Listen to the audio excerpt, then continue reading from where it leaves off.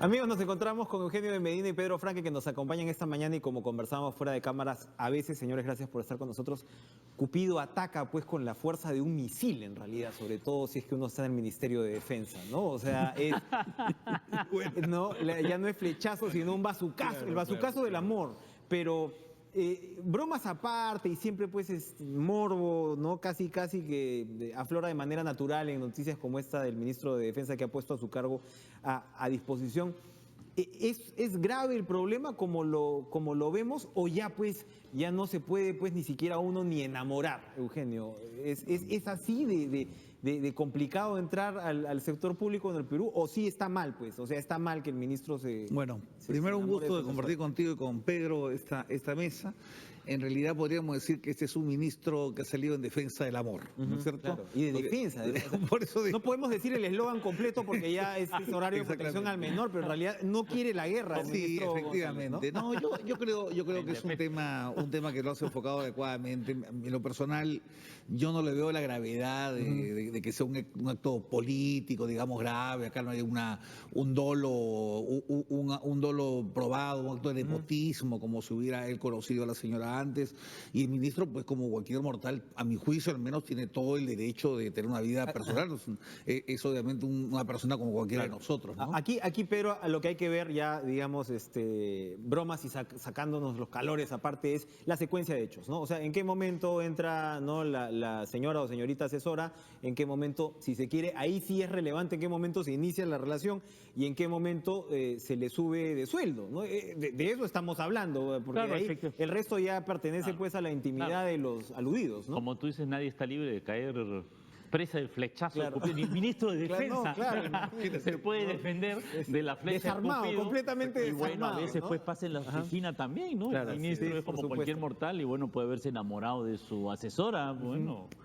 Me parece que es normal. Efectivamente, lo que hay que precisar es la secuencia de los hechos, pero tal vez no hay que adelantarse tanto. Yo creo tomar que hay las cosas con un poquito de calma, ¿no? Porque hay un tema en redes sociales, ¿no? Ya se desata, ¿no? Las iras, las redes sociales es muy normal que hay que también tener ebulliciones, ¿no? En las redes sociales. Bueno, lo que también, por supuesto, ha llamado la atención del mundo este fin de semana es la muerte de Fidel Castro.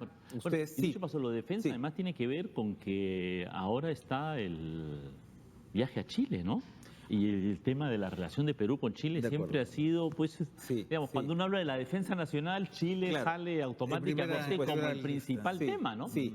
Y bueno, y hablando de redes sociales, se habla de un ministro vulnerable, ¿no?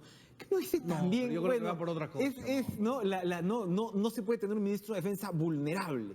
Bueno, Fidel Castro también fue vulnerable, la vida... Napoleón fue vulnerable. La vida privada, ¿no?, de Fidel Castro ha alcanzado, digamos, cotas casi de leyenda, tanto por la discreción con la que se llevó, pero la intensidad también que sabemos. Y Castro, en el caso de ustedes, señores, ustedes pertenecen a una generación, creo no equivocarme todavía, donde el influjo, ¿no?, de Fidel Castro como un personaje parteaguas, digamos, para el debate ideológico en América Latina, fue definitivo. Ahora, uno diría, no está tanto en el desván. Cuando uno ve la situación de Venezuela, tampoco es tan remota la influencia del castrismo. Tiene sus manifestaciones distintas, sin duda, pero tiene todavía unas manifestaciones del impacto que fue. Pero finalmente, para no alargar, porque tampoco tenemos tanto tiempo, pero para no alargar tanto el debate sobre Castro, el debate se centra, Eugenio, finalmente en lo que podría ser la democracia, el acceso a las libertades restringido, sin duda, pues en Cuba, en lo que sin duda pues, fue una dictadura de tantas décadas, con los avances sociales que defienden en la isla pues los partidarios de Castro, y por algo no se tumbaron a los Castro hasta el final, no se los han tumbado. ¿Crees tú, me imagino que tú tienes una posición muy crítica al respecto, pero hay argumentos de uno y otro lado? ¿Eso es lo que alimenta la controversia? Bueno, sin duda alguna hay argumentos. ¿O es blanco y negro el debate? No, hay argumentos en ambos lados. y es razón por la cual ha provocado tanto debate la muerte de Castro, ¿no? Seguramente Pedro y yo tenemos una visión diferente del legado de Castro, indudablemente porque tenemos una lectura ideológica diferente, pero sin duda alguna, respondiendo concretamente a tu pregunta, sí, hay mucho que debatir sobre lo del legado de Castro. Yo creo, por ejemplo, que el legado de Castro está vivo, y más vivo de lo que mucha gente quisiera o quisiéramos que estuviera. Otros quieren que permanezca más, es respetable porque tienen otra manera de pensar, ¿no? Pero sin duda alguna, Castro ha sido el gran, o sea, si algún mérito ha tenido Castro, ha sido ser el gran inspirador de todos los movimientos de izquierda de los últimos 50 años, para bien o para mal. Ya la lectura política que le podemos dar es otro tema, ¿no es cierto? Pero su impacto es incuestionable en la política. Su impacto es incuestionable. Ahora, para mí en lo personal, su legado concreto para Cuba es verdaderamente un desastre, ¿no? Seguramente Pedro va a tener una visión diferente, pero mi opinión es que él termina haciendo un proyecto de 50 años que no llega a generar en Cuba la Cuba que él soñó, el nombre nuevo que él soñó, ¿no? Y el que me lo está corroborando no es nada menos que Raúl Castro, quien está queriendo implementar reformas de reversa de lo que hizo Fidel, ¿no? Y ahora espero que con el fallecimiento de Fidel, que por cierto yo no celebro muertes de nadie, lo voy a decir públicamente porque tampoco es mi caso en particular, sin embargo el fallecimiento de Fidel Castro le permite a Raúl Castro más espacios para implementar aceleración algunas reformas que ya viene haciendo hace 10 años, porque hace 10 años Fidel Castro no gobierna, entonces tampoco es que a partir de ahora se abra una nueva Cuba y cosas por el estilo, pero sí pueden haber otros caminos que puede estar tomando Raúl Castro. ¿Qué queda del legado de Fidel Castro, Pedro, cuando decimos, es decir, nadie podría oponerse en principio, ¿no?, a lo que han sido los avances sociales en Cuba, ¿no?, en medicina, una situación probablemente en medio de la precariedad, ¿no?, que muchos pues dirán, pues tiene que ver con el bloqueo, tiene que ver con otras circunstancias, pero en medio de indudable precariedad, una homogeneidad social, ¿no?, mucho más evidente, ¿no?, que en otros países donde el mercado opera libremente, pero al mismo tiempo uno dice, sí, ok, pero no sabemos si ya lo de Cuba es casi un hecho anecdótico frente a las circunstancias latinoamericanas. ¿Es así? ¿Es el legado de Fidel se queda a media caña, dirías tú, como lo señala Eugenio? Bueno, yo creo que Fidel, sin duda, el legado de Fidel a Cuba es polémico. Como tú dices, sus avances en educación y salud son innegables y son una inspiración. Digamos, uno puede criticar un montón de cosas, pero el avance que tiene Cuba en educación y en salud en particular, como tú dices, es absolutamente sorprendente, ¿no? La tasa de mortalidad infantil en Cuba es del nivel de los Estados Unidos o mejor, digamos, ¿no? Y tiene hace muchos años un nivel de salud que es envidiable, ¿no? Hace poco, en realidad, estaba revisando unos materiales para una clase de salón de mi curso de salud. Cuba es el primer país del mundo, por ejemplo, que ha terminado con la transmisión vertical del VIH-Sida de madres a niños. Son cosas que son, pues, datos. Claro, son datos y que más nadie puede rechazar, digamos. Pero por otro lado, yo creo que ahorita lo que es curioso, que es interesante en la coyuntura, es Trump, Fidel. Y entonces es curioso, porque yo pensaba que Fidel, digamos, durante muchos años su impronta fue la impronta antiimperialista, ¿no? Lo que llamó fue su enfrentamiento con Norteamérica, las reiteradas invasiones, ¿no es cierto?, ataque de Estados Unidos a Cuba, el bloqueo, ¿no?, la tremenda, ¿no?, confrontación con el imperialismo norteamericano, que en los últimos años uno decía, bueno, Obama, un mundo más multipolar, parecía que un poco las cosas iban a mejor, y hoy un poquito como que Trump regresara un poco al pasado con una política de Estados Unidos que es mucho más dura respecto a su relación con los vecinos. Es curioso porque tal vez Reagan Trump, es un castrista. Vamos a ver qué hace Trump, porque Trump es como dura, aunque también aislacionista, un poco, ¿no?, nacionalista, mientras que Reagan, Bush parecen ser mucho más intervencionistas, ¿no es cierto? La guerra en Irak, qué sé yo, ¿no? Vamos a ver qué nos viene con Trump, pero Trump sin duda es alguien que es como, parece duro para América Latina, ¿no? Voy a construir un muro en la frontera, voy a por deportar, los latinos son unos no sé cuántos, etcétera. Entonces, de alguna manera Trump como que retrotrae, ¿no?, a ese primer Fidel, ¿no?, como que justifique ese primer Fidel de los 60. Casi regresar a Bahía Cochinos. Exactamente, ¿no? Es un poco curioso, ¿no? Como que la historia a veces diera vueltas en el tiempo, ¿no? Ahora, pero curiosamente, ¿no? Lo curioso, sin embargo, para seguir el argumento de Pedro, es que es Estados Unidos duro que, según ese argumento, produce Fidel, está encabezado nada menos que por el presidente demócrata más querido y más invocado, que es el señor Kennedy. ¿No es cierto? O sea, porque al final los demócratas hacen un maravilloso marketing, ¿no? Porque el que gatilla toda esta reacción de Fidel es justamente el gobierno del señor Kennedy, ¿no? Entonces, de repente, claro, un contexto de guerra fría. Exactamente, así es. Por supuesto, hay hechos históricos. Entonces, siguiendo con el tema de los hechos históricos, es probable que ahora que tenemos un presidente mucho más duro desde el discurso, de repente en el pragmatismo de los hechos no termina siendo tan nefasto como lo estamos previendo. Entonces, yo creo que yo me quedo con la frase de Obama en Lima, ¿no? Hay que dejarlo que empiece a trabajar y vemos cómo se va caminando, porque Trump es un hombre pragmático y yo creo que Trump tampoco se va a pelear con medio mundo si es lo que quiere hacer, y creo que lo ha definido bien Pedro. Él es menos intervencionista, él es más proteccionista, lo cual es una vieja prédica, creo, de América Latina, ¿no? Siempre hemos criticado. Bueno, los Estados Unidos fueron aislacionistas durante muchos años. Así es. Entraron a regañadientes en la Primera Guerra Mundial, así es. incluso en la Segunda Guerra Mundial. Entonces ellos han entrado, digamos, a ser una potencia mundial de intervención en el mundo, pero, digamos...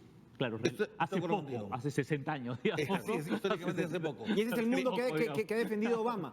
Es el mundo que defendió Obama con mucha elocuencia ahora en la cumbre de APEC, ¿no? O sea, esas reglas post-Segunda Guerra Mundial, ¿no? Que como dices Así es. Ahora, como dice Eugenio, efectivamente Trump pues todavía es un misterio, ¿no? Hay una serie de cosas que ha hecho en campaña, hay una serie de nombramientos bastante polémicos, pero bueno, vamos a ver a partir del 20 de enero, digamos, vamos a ver la verdad. Para terminar esta conversación sobre el legado de Castro, finalmente quien interpreta ese legado cuando hablamos de América Latina, sí, efectivamente, pues hay todo este tema de reacción por el lado del electorado estadounidense, en Europa también, aunque sea más remoto, los nacionalismos que afloran, ¿no? Las líneas duras, Le Pen y demás. Pero en la interpretación latinoamericana, acabo de estar este fin de semana en Buenos Aires, ¿no? Que por supuesto Argentina pues, es un país fantástico, sí, la verdad que sí. Pero al mismo tiempo, el kirchnerismo fue uno de los... claro, es una vertiente peronista inspirada también por Castro, ¿no? En alguna medida. No digo que sea pues de izquierda, pero hay un imaginario donde uno ve el desastre en la gestión, ¿no? Que uno puede ver en Venezuela, en Argentina en menor medida, los populismos ¿no? en Ecuador, a Bolivia que le cuesta, y al mismo tiempo, por otro lado, la noción ineludible, ¿no? Que frente al mercado se necesita sin duda un papel del Estado en salud, un papel del Estado importante en educación, un papel del Estado que claro, la desigualdad todavía sí prácticamente son los estados latinoamericanos no lo han conquistado y probablemente no lo harán. Pero ¿cuál es la interpretación que debería hacer la izquierda, Pedro, de esto? Porque como siempre a la izquierda no le dicen, no condenan, ¿no? O no son lo suficiente porque finalmente es una dictadura y no saben. ¿Es posible para la clase política latinoamericana y de izquierda en particular hacer una evaluación más o menos objetiva del legado de Castro sin caer, ¿no? en este tipo de encajonamientos? Mira, yo creo que la economía cubana sigue efectivamente un molde que ya necesita una reforma profunda, digamos, ¿no? Una presencia del Estado, a mi juicio, exagerada y un rol del mercado demasiado pequeño. Yo creo que evidentemente ahí hay un desequilibrio, digamos, ¿no? Que tiene que ver con las circunstancias políticas, históricas, que efectivamente hay una serie de reformas que está intentando hacer Raúl Castro, no sé si avanzará más o menos, pero mientras se hace sin ser tan especialista en la economía cubana es que hace falta más mercado. Ahora, eso es una realidad un poco distinta a la de los otros países latinoamericanos, ¿no? Cuba también ha pasado estos momentos tan dramáticos de pues, la caída del muro y la caída del petróleo que recibía la Unión Soviética y un ajuste brutal. Y yo creo que varios de los países latinoamericanos, como Venezuela, otros, estamos viendo la caída de los precios de las materias primas, momentos en los cuales se ve que mejor es ahorrar pan para mayo, ser más prudente macroeconómicamente, no estar repartiendo con tanta facilidad. Yo soy muy a favor de la redistribución, ¿no? Y ahí me parece que hay que distinguir, me parece que el caso de Bolivia, Ecuador, es muy distinto al caso de Argentina, son muy distintos al caso de Cuba, ¿no? Yo creo que son realidades bastante diferentes, ¿no? Y ahora Bolivia vive, curiosamente, una crisis por el tema climático, parece, del agua, ¿no? Porque en términos macroeconómicos, parece increíble, ¿no? Pero Evo Morales tiene una de las políticas macroeconómicas como más sólidas en términos de reservas, de condiciones fiscal, de toda América Latina, ¿no? Entonces hay cosas que son más complejas de lo que parecen a primera vista. ¿Son émulos castristas toda esta generación de izquierda latinoamericana que, por supuesto, como dice Frank, que tiene grandes diferencias y que ahora mismo pareciera que el péndulo otra vez va hacia el otro lado? Yo me ratifico en decir que Castro ha sido el hombre de izquierda más influyente en los últimos 50 años, con más o menos intensidad. Una intensidad ha habido en Venezuela, otra ha habido en Argentina, que yo sí creo que el kirchnerismo corresponde a un movimiento de izquierda, o sea, socialista de hecho, y eso lo han dicho ellos mismos, o sea, es gente que lo proclama, igual que en el caso del señor Correa y del señor Morales. Entonces, yo creo que, o sea, no hay izquierdista en América Latina que pueda realmente deplorar el legado de Castro, y me parece coherente, porque Castro aplica un modelo que mucha gente de izquierda quisiera aplicar y que lo han aplicado hasta la propia Venezuela en cualquier otro país. Entonces no me parece incoherente.